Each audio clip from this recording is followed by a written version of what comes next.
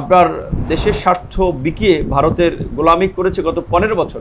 কাজে এই রকমের গোলাম, এই রকমের দাস ভারত পৃথিবীর বুকে আর পাবে কিনা সন্দেহ আছে। বাংলাদেশে তাদের বলা চলে পাবলিক টয়লেটের ইজারাদার থেকে শুরু করে কাঁচা বাজার, সবজি বাজার, সচিবালয় সব জায়গায় তাদের এজেন্ট আছে। বিকজ বাংলাদেশের সাথে তাদের প্রায় 4500 বর্ডার সীমান্ত রয়েছে। আওয়ামী লীগ এখন এমন পচা পচেছে, এই জায়গায় আর খাওয়ানো যাবে না। সেইটা উপলব্ধি করে যদি ভারত নতুন রাজনৈতিক দলগুলো কিংবা এখন যারা এই বিরোধী দল আছে তাদের সাথে সম্পর্ক স্থাপন করে, সেটা তাদের জন্য বুদ্ধিমানের কাজ হবে। হ্যাঁ, আওয়ামী লীগ তো একেবারে ভুইফোড় দল না, তাদের একটা রুট লেভেল পর্যন্ত অবস্থান আছে। এখন মেইন নেতারা দেশ ছেড়ে পালিয়েছেন, অনেকে অবৈধভাবে টাকা পয়সা কামিয়েছেন, মার্ডার করেছেন, ধর্ষণ করেছেন, ব্যাংক লুট করেছেন। তারা ছাড়াও নিশ্চয়ই আওয়ামী লীগের মধ্যেও কিছু ভালো লোকজন আছে, তারা দেশে আছে। আমার মনে হয় যে অন্তত আগামী 10 বছরে হয়তো আওয়ামী লীগ আর মাথাচাড়া দিতে পারবে না, কারণ গণহত্যাকারী দল হিসেবে নিশ্চয়ই কেউ গণহত্যার তকমা নিয়ে আওয়ামী লীগের সাথে রাজনীতি করতে চাইবে না, কিংবা ফ্যাসিস্ট হাসিনার দোসর হতে চাইবে না। সেক্ষেত্রে হয়তো 10-15 বছর আওয়ামী লীগ পরে রাজনীতিতে অবস্থান করতে পারে।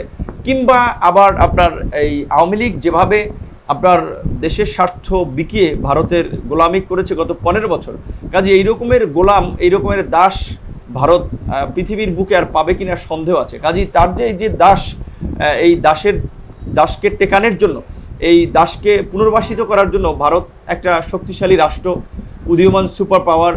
বাংলাদেশে তাদের বলা চলে পাবলিক টয়লেটের ইজারাদার থেকে শুরু করে কাঁচা বাজার, সবজি বাজার, সচিবালয় সব জায়গায় তাদের এজেন্ট আছে। বিকজ বাংলাদেশের সাথে তাদের প্রায় 4500 বর্ডার সীমান্ত রয়েছে।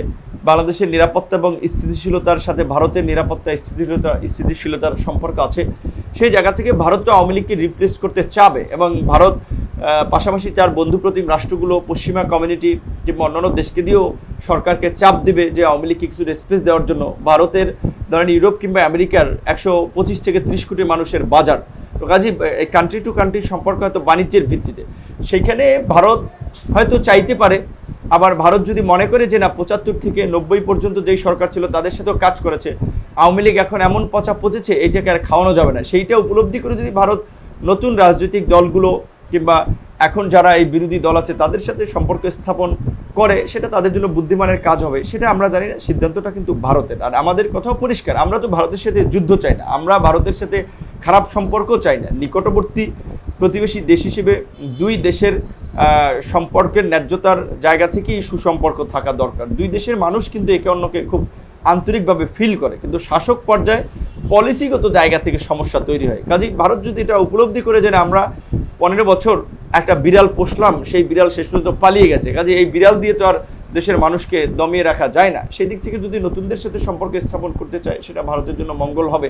নাহলে আওয়ামী লীগকে যদি প্রতিষ্ঠিত করতে চায়, যেটা আমরা কিছুটা লক্ষণ দেখতে পাচ্ছি গভর্নমেন্টকে অস্থিতিশীল করে, সেটাতে আপনার হালে পানি পাবে না, তবে একটু দেশের ভোগান্তি হতে পারে।